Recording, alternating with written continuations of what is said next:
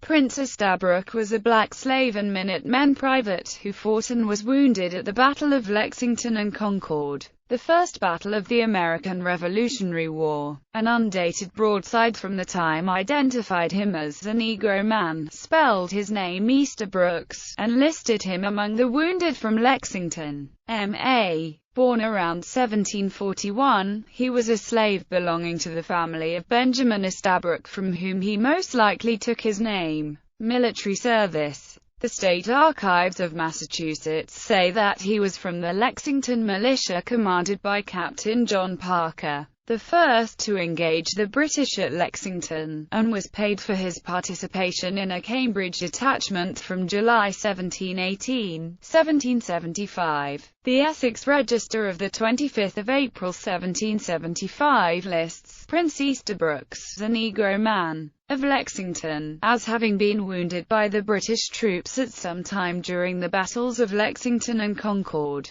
He enlisted in the Lexington militia in 1773 and served in the army off and on until 1783. Emancipation. His master, Benjamin Estabrook, granted him emancipation following his service to the Continental Army. Death. He is buried in the graveyard behind the First Parish Church Unitarian Universalist in Ashby, Massachusetts. Memorial. He was honored in 2008 by the city of Lexington, MA, with a monument erected in front of Buckman Tavern as being the first black combatant of the American Revolution and for representing the thousands of slaves who fought for their country even though their own freedom was not afforded to their people until almost 100 years later. The inscription on the marker reads, "In honor of Prince Estabrook." Prince Estabrook was a slave who lived in Lexington. At dawn on April 19, 1775, he was one of the Lexington Minutemen awaiting the arrival of the British regulars at the Buckman Tavern. In the battle which followed, Prince Estabrook was wounded on Lexington Green.